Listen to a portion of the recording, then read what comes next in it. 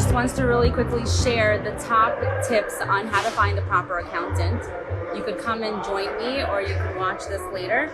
If you're watching, let me know where you're watching from, and if you're watching the replay, type team replay on the comment section. So as you all know, my name is Rachel Mikolov. I'm licensed by the IRS. I'm licensed in 50 states. I am a NTPI fellow. I don't know if you guys know what that is, but I went to Vegas three times, and I was trained by top tax specialists and top tax attorneys to make sure that all of my clients are getting the maximum deductions on their return. So that's where I get most of my experience from, and also the seven-figure firms that I'm part of. So I get a lot of training from there. So really quick, top tips on how to find the proper accountant. Number one, you want to make sure that they're licensed. You want to make sure that they're licensed by the IRS. Either they're a CPA and they're tax specialists. They know how to prepare tax returns. You want to make sure that there are three people that are allowed to, prepare your returns.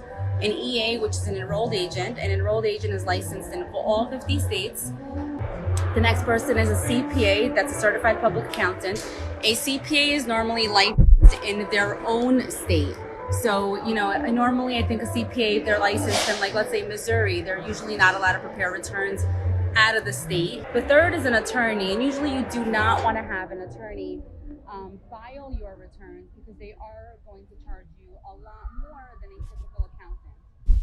You don't want to have a heart surgeon doing a basic job. So you don't want to have an attorney normally. Depending if you have a tax issue or something very complicated, then you may need an attorney. But usually you don't need an attorney to file your returns. So number one, again, you want to make sure that you have someone licensed helping you with your finances. Someone that's not licensed may probably not give you the best advice. So you want to be really careful with that. And the way you could check if they're licensed is you go on, you just Google their name and you see if they're licensed or not. The second thing is you want to make sure that they're available all year round. I speak to about, let's say, 20 business owners every single week. And a lot of them, they tell me that their accountant went MIA on them. They don't answer their phone calls. They don't answer their text messages. They don't answer their emails.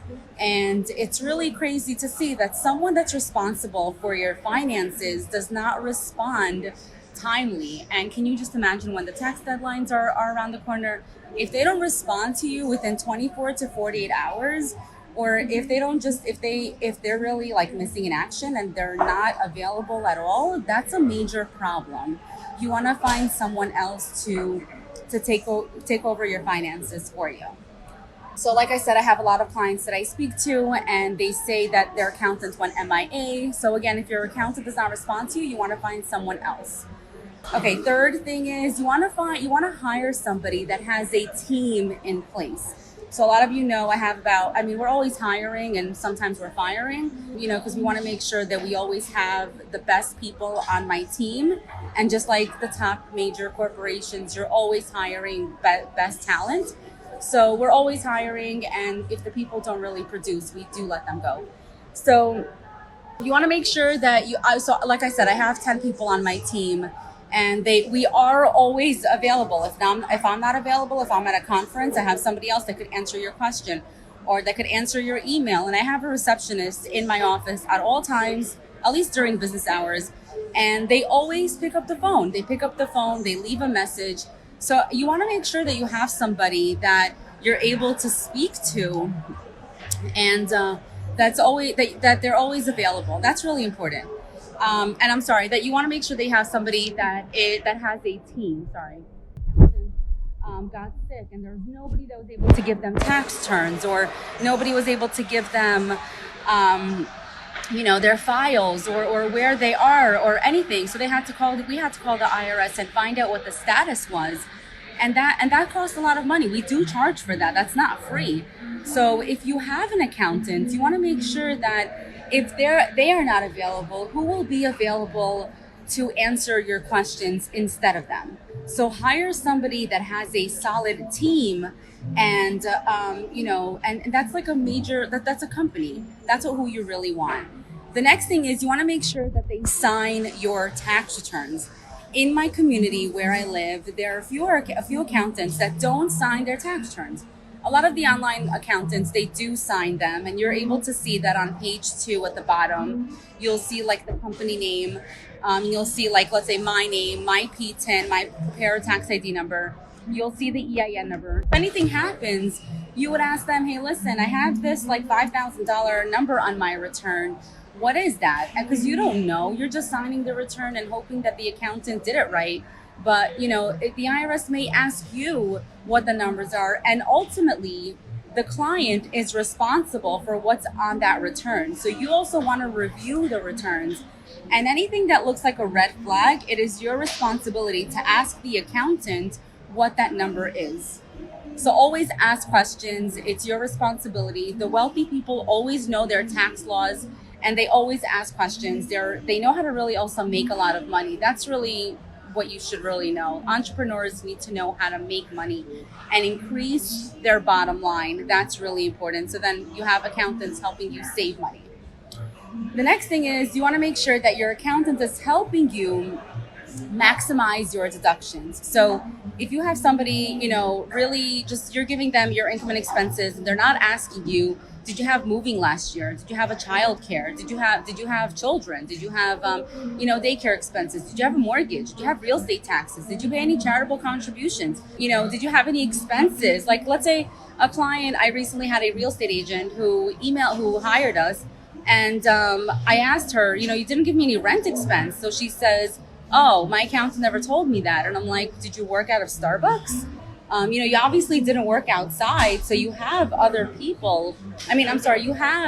You work in a space that you want to deduct. So we took maybe 15 to 20% as a home office deduction in her specific situation, because as a real estate agent, you need to work somewhere. You're sending proposals, you're finding leads, you're doing things in order for you to operate a business. So you could technically deduct your home office. And if your accountant is not asking you questions, that's a problem. It's a major problem, because you're overpaying on your taxes every single year, when instead you could be saving that money and going on vacations like I am, or you could invest that money into personal education, or invest it into your children, or invest it into retirement where that money can grow.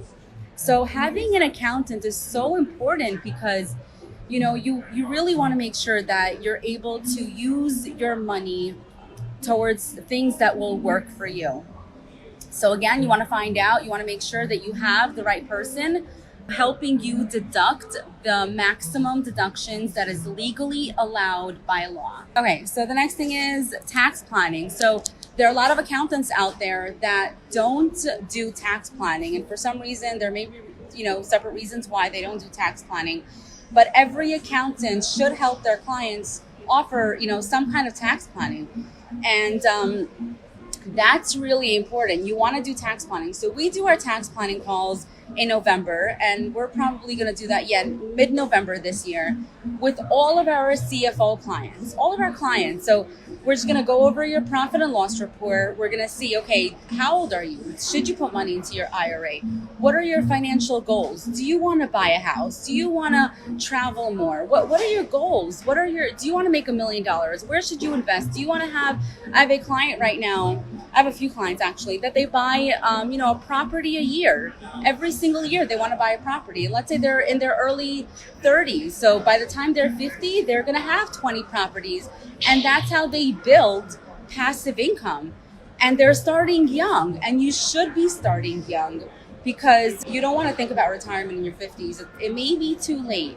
You want to make sure that you have the golden years, which is in your 30s and your 40s, in your 20s especially, where you have the highest energy, where you're making the most money and you're saving so you're able to make more and invest it into other things that will work for you.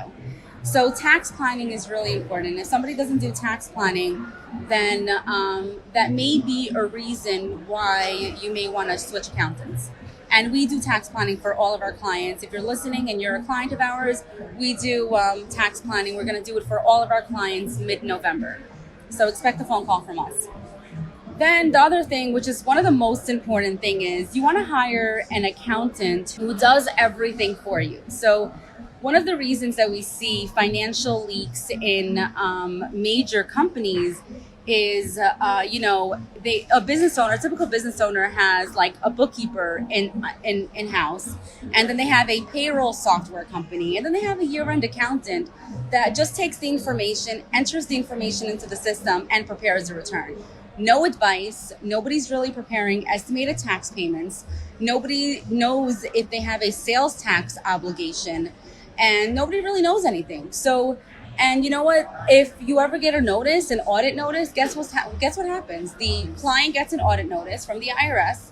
The client sends it over to the accountant because he's the one that prepared the return.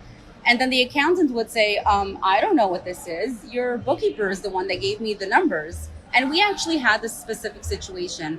We had a contractor who hired an accountant in New York City, and the accountant did not inspect the profit and loss report, and he got audited, and we represented him for this audit. So the accountant said, ask your bookkeeper where these numbers came, So he did. He went back to his bookkeeper, and she said, I don't know. I just entered the information into QuickBooks. This is what QuickBooks gave me. I just pulled a report. And it turned out that when we added up all the deposits from his account, I think there was like a $6,000 or $10,000 missing deposit that she forgot because the ending statement in December ended, let's say, December 20th, let's say, and you need to reconcile until the very end of the year, December 31st, right? Calendar year begins January 1st and ends December 31st. So you want to make sure that you get every single day of that year. And he ended up owing a lot of money because of the income they inspected. They also inspected his rent, which he had no proof of. And they inspected, other things. And, he ended up owing a lot of money. But again, he should have hired an accountant who does bookkeeping, payroll, taxes, etc. He was also making, like $100,000 annually. And he was a sole proprietor, which is really the dumbest thing. You don't want to be a sole proprietor when you're making, I would say, my personal opinion, more than $20,000 a year. If you are making more than $20,000 a year and you're a sole proprietor and you have a flourishing business where it's growing and it's existing and you're expecting to make a lot of money, then I would recommend that you incorporate so you could protect your assets and forget about protecting your assets. That's the legalist aspect of it, right? So you just want to make sure that you have the proper guidance. You have someone working for you. You have someone looking at your books, and you have one company helping you with all areas of tax. So bookkeeping, payroll, sales tax, estimated tax payments, notices, everything from A to Z, and there's nobody else that you need to hire. This is one of the biggest issues that I see most business owners are making a mistake. They hire too many people in their financial game. Nobody cares, and the business owner is the one that suffers the most because they're wasting all of this money. So the next thing I would say is you want to make sure that there's no end of year surprise, that's really important. A lot of business owners come to us because like I said, I speak to 20 business owners in a week. And so they tell us, I did not expect this like $20,000 tax bill at the end of the year. And my accountant never warned me, and I never paid estimated taxes. And I'm so afraid of my new tax amount. And I don't know, I have all this money in my account. I don't know if I should be buying a car. I don't know if I should be putting tax money away, whatever. And those are the most problems that we hear on the phone. And when you have just a year-end accountant, you are going to have surprises because they're not looking at your numbers every single month. They're not looking at your numbers. When you have a bookkeeper or a CFO, because that's what we do, CFO services every single month, you have someone, an experienced licensed enrolled agent, looking into your numbers every month, looking to see, did you pay yourself this month? Advising you how much you should be paying, or advising you now that you sold a product, you need to file sales tax in a specific state. Or, you made a high net income, so now you need to pay estimated tax payments.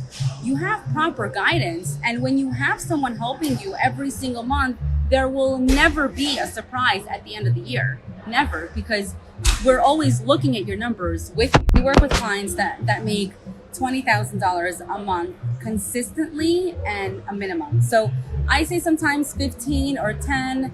If you're really growing your company and you're expecting a large increase, but we normally work with clients, we try to work with clients that make a minimum of like 15 to 20K a month.